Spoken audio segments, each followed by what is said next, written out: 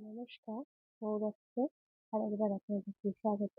আজকে আমি বানাতে চলেছি উচ্ছে পাতার বড়া। নিয়ে নিচ্ছি উচ্ছে পাতা। দেখুন কি সুন্দর ফ্রেশ উচ্ছে পাতাগুলো আমাদেরই বাগানে হয়েছে। নিয়ে নিচ্ছি আটা।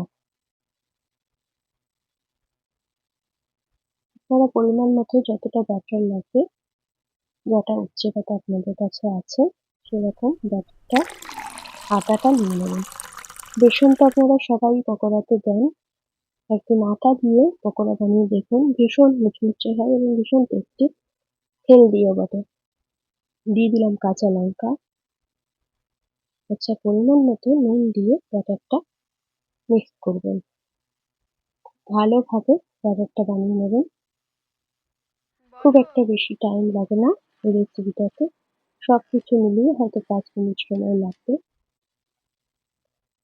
কিন্তু খেতে ভীষণ সুস্বাদু। খুব চটজলদি হবে।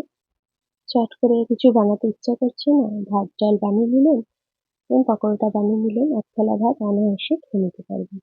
উচ্ছে পাতাগুলো ব্যাটারে ডুবিয়ে দিলাম। ব্যাটারে এপিঠ ওপিঠ ডুবিয়ে নিচ্ছি। একটু দেখবেন ব্যাটারটার থিকনেসটা যেন ভালো থাকে, মানে পাতলা একদম হবে না, খুব গাঢ় হয়ে গেলে পাতা ডুবছে না, এরকম হবে।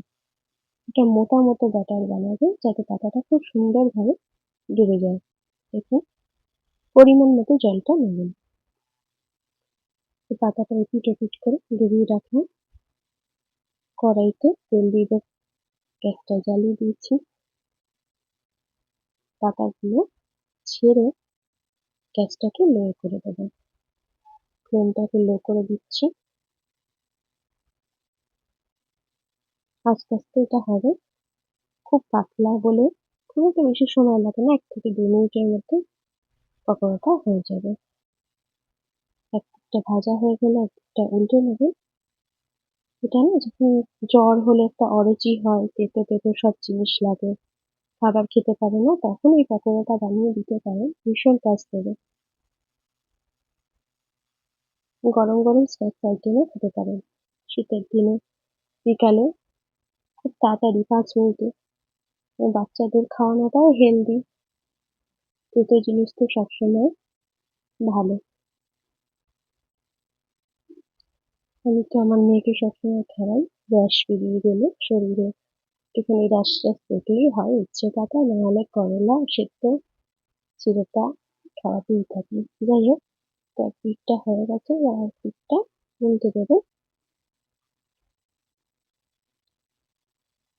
আস্তে আস্তে একটুখানি ভেজে নেবে, এটা টাইম লাগবে না। আর একবারে বলছি, তো আপনি ভাত বাড়তে বাড়তে দেখবেন যে আপনার এটা প্রসেসটা কমপ্লিট।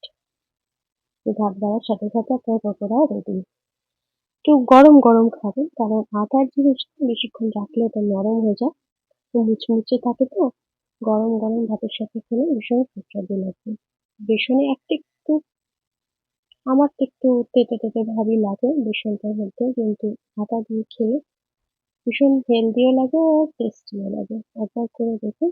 শুধু যে করলা পাতা না, যেকোনো পকোড়ার ক্ষেত্রে আটাটা ইউজ করে দেখুন, খুব টেস্টিই লাগবে। আশা করছি আপনাদের ভালোই লাগবে। পকোড়াটা রেডি, গরম গরম ভাতের সাথে খেয়ে নিন।